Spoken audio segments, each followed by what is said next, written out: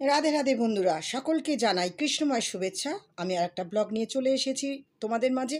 আর আজকে আমি নিয়ে এসেছি একটা গুরুত্বপূর্ণ বিষয় তোমাদের সাথে শেয়ার করব, যেটা রান্নাবান্না সংক্রান্ত। কিন্তু আমি রান্নাবান্না আজকে তোমাদেরকে দেখাবো না। আমি আজকে যেটা দেখাবো সেটা হলো একটা শিশু জন্মের পর যখন মুখে ভাত হয়, 6 মাসের পর থেকে একদম আমরণ পর্যন্ত তার সারাদিনের খাবারে কি কি দরকার, কোন ধরনের খাবার তাকে শরীরে প্রতিরোধ ক্ষমতা গড়ে তুলতে সাহায্য করবে, সেই বিষয় নিয়ে কথা বলবো। এইটা দেখাচ্ছিলাম আমি পুষ্টি পতাকা। গেরুয়া, সাদা, সবুজ আমাদের জাতীয় পতাকার যে 3টে রং, সেই 3টে রঙের সমস্ত কি কি আহার করলে, কি কি সবজি খেলে বা কোন ধরনের খাবার খেলে আমরা নিজেদের শরীরে প্রতিরোধ ক্ষমতা গড়ে তুলতে পারবো, সেই নিয়েই আজকে আলোচনা করব। তো আমরা সারাদিনে না বুঝে না জেনে অনেক ধরনের খাবার খাই। হ্যাঁ, কিন্তু না, এখন থেকে আমাদের ভাবতে হবে যে আমরা যখন খাবার বানাতে শুরু করব, অর্থাৎ সবজি বানাবো, তখন যেন আমরা লক্ষ্য করে নিই যে আমাদের আজকে যে খাবারটা খাবো তার মধ্যে গেরুয়া, সাদা, সবুজ এই 3টে রঙের খাবার আছে তো। তো এইটা আমাদের প্রত্যেকের লক্ষ্য করা উচিত, কারণ এই খাবারগুলো আমাদের খাদ্যগুণ বজায় রাখবে এবং পুষ্টিগুণ সমৃদ্ধ হবে। আর এই খাবারগুলো দিয়ে আমরা আমাদের শরীরে প্রতিরোধ ক্ষমতা গড়ে তুলতে পারবো, অসুস্থ হব না, এটা নয়। তো চলুন দেখে নিই কী ধরনের খাবার। হলুদের মধ্যে পড়বে টমেটো, পড়বে বিভিন্ন ধরনের ডাল, পড়বে গাজর, পড়বে কুমড়ো, পড়বে মানে যা যা হলুদের মধ্যে পড়ে। আমি আমিষগুলো বলবো না, কারণ আমি আমিষ আহার করি না।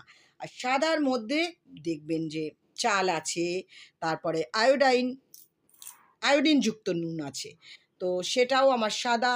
এছাড়া সাদার মধ্যে পড়বে আলু, পড়বে সাদার মধ্যে আরও অনেক কিছু পড়বে। যেমন অনেকে ভাত খান না, তো তারা অবশ্যই সাদা আটাটা পড়বে সাদার মধ্যে। আর পড়বে আমাদের দুধ, এটাও সাদার মধ্যে। আর বন্ধুরা, যে বাচ্চা 6 মাস হয়েছে সে বাচ্চা তো অন্তত 2 বছর অবধি মাতৃদুগ্ধ পান করবে, মাতৃদুগ্ধটা অবশ্যই সাদার মধ্যে পড়বে। আর এবারে আমি দেখাচ্ছি সবুজ। সবুজের তো অফুরন্ত ভাণ্ডার আমাদের পৃথিবীতে, কত ধরনের সবুজ সবজি রয়েছে। তার মধ্যে থেকে অন্তত একটা দুটো প্রতিদিনের খাবারে বেছে নিও। তোমরা দেখতে পাচ্ছ কত ধরনের সবুজ সবজি। তো আমিও ঠিক এইভাবেই আমার খাবারের থালাটা প্রত্যেক দিন ভগবানের ভোগে দেওয়ার চেষ্টা করি। তো আজকে ছিল অন্ন, ছিল লেবু, ছিল কাঁকরোল ভাজা, ছিল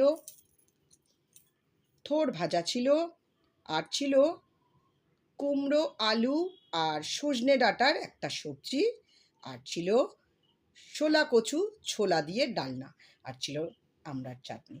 তো সকলে তোমরা এভাবেই মানে প্রত্যেক দিনে যারা তোমরা ভগবানকে ভোগ না দাও, কিন্তু প্রত্যেক দিনের খাবারে এইটা লক্ষ্য করে নাও যে 3টে রং আছে কিনা।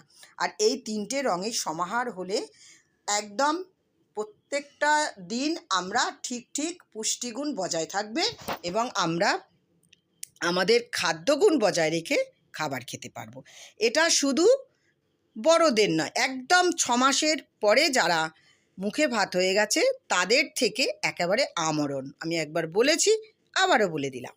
তো সকলে তোমরা ভোগ দর্শন করো, ভগবানের কৃপা লাভ করো। আর সবথেকে বড় কথা হলো যে আমরা যখন কোনো কঠিন বা কিছু মহামারী বা আসে, কোনো রোগ আসে, তখন তো আমাদের প্রতিরোধ ক্ষমতার দরকার। অসুস্থ হব না এরম কোনো কথা নয়, কিন্তু সেই প্রতিরোধ ক্ষমতা আমরা এইগুলো থেকে।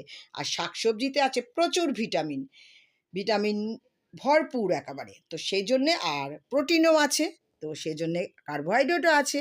তো সকলে আমরা এইগুলো বজায় রেখে খাবার দাবার রান্না করব এবং প্রত্যেক দিনের খাবারে বন্ধুরা আবারও বলছি মিলিয়ে নেবেন সবজি বানানোর আগে যে 3টে রং আছে কিনা। তো আমার ভিডিওটা আজকে এই পর্যন্ত ছিল। সকলে জানিও কেমন লাগলো, লাইক শেয়ার সাবস্ক্রাইব কমেন্টস করে দিও। ভালো থেকো, দেখা হবে। রাধে রাধে।